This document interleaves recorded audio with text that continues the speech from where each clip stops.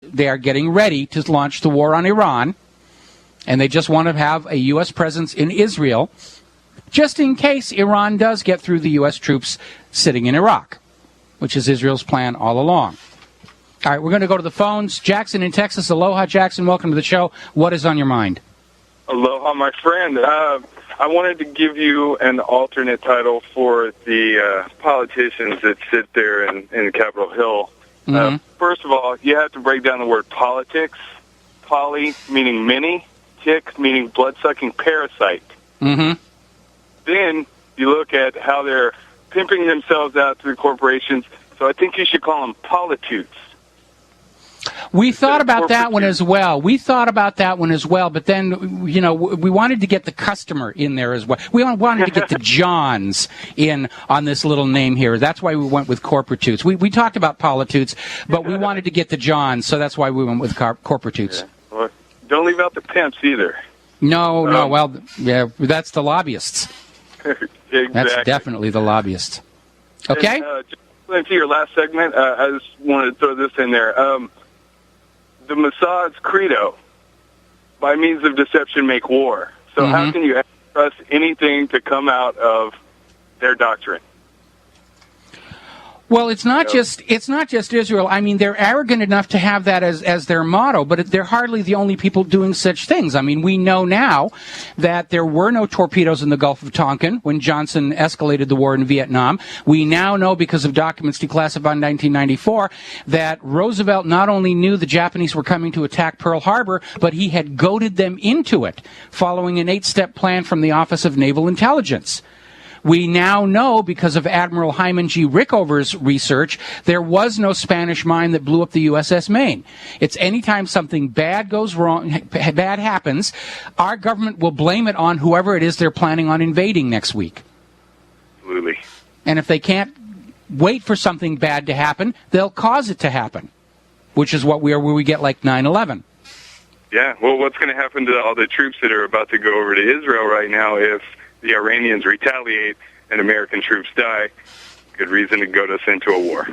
Well, that's exactly, like I said, our government needs a war right now. They're convinced a new war and a new major enemy will transform 21st century Americans back to the mindless dolts that they were used to in the 1950s and 60s, where all they had to do was wave communists at us, and we'd salute the flag, and we'd shovel our money into the furnace as hard as we can, and our children into uniform and send them off. Yes, save us from the godless communists. Here's our money. Here's our children. We'll do what you say, anything at all. Just save us from the godless commies. They miss those days. They want them back. They're trying to get them. Just yesterday, the United States was saying our former communist foe, Russia, is our biggest challenge to American interests. They're trying as hard as they can to take us back to the last century, to the height of the Cold War, when they could just propagandize us, and we would say, yes, sir, I believe every word that you tell me, and I will act accordingly. But now the roles have been reversed, and we have less freedom than the communists.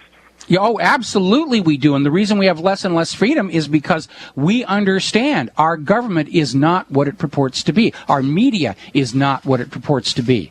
We are the most lied to people on the face of the earth. We seek the truth. We're finding the truth. And this is what's got the government afraid. They are afraid of Americans who can say no, because there is no freedom without the freedom to say no. And Americans are starting to say no. They're saying, no, I will no propaganda. Well, then they're saying, no, I will not give you any more of my money. No, I will not let you kill my children in a war for Israel. No, I will not support torture. No, I will not support concentration camps. No, I will not be lied to anymore. Absolutely. The only way to win is not to play their game. We are seeing the birth of an America that can say no, and that is the cry of freedom. Yes. Okay? Well, thank you very much for your show. Keep up the good work. I enjoyed every day on my ride home. Thank you very much, and have yourself a good day. And as we get down to the end of the show, let's see. Interesting little story came through. A survey among schools are saying that pupils are spending too little time studying the Holocaust. Okay? And the schools, remember, when I said before, when education becomes indoctrination, That's a sign the empire is in decline, because school is supposed to be where you go to learn science, engineering, chemistry, physics, mathematics, all those things that are necessary to finding a high-paying job in a modern technological society. But now we're seeing Holocaust education and climate education, and now they're talking about 9/11 education. We're not teaching our kids anything useful. We're teaching them to believe what the government wants them to believe. And I just know somewhere out there's going to be a recruiter who says, tell me about 9/11 before I decide whether or not to hire you to program our accounting system. It's just not going to happen. We have so little educational resources, and we're wasting it on this kind of myth-mongering.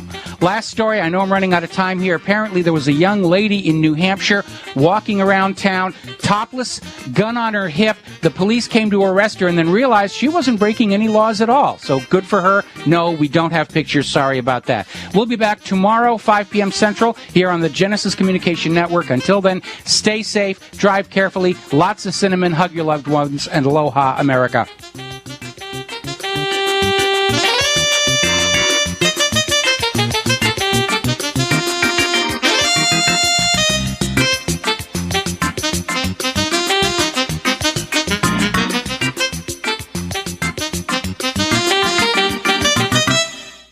Hi, Ted Anderson. I'm pleased to announce a completely new and exciting way to listen to your favorite GCN Live program on your telephone. Simply by calling 712-338-7200, you will be hearing your favorite GCN Live programs in seconds. Tune into all of our channels. I have made sure that everyone who wants to hear GCN Live will have the opportunity to do so. Call to listen at 712-338-7200. That's 712-338-7200. Thanks again for listening to GCNLive.com. We the people grow cotton, weave fabric, engrave ink, embed strips and fibers to protect from counterfeit and carting to a private bank, having it lent back at interest, forcing taxes to service debt. This capitalism, or was Jefferson correct when stating a central bank issuing the public currency is a greater menace to the liberties of the people than a standing army? Hi, Ted Anderson. I'm placing a free silver dollar in a book that explains our monetary system. Call for your copy, 800-686-2237. It's time to understand the system. Call 800-686-2237. That's 800-686-2237.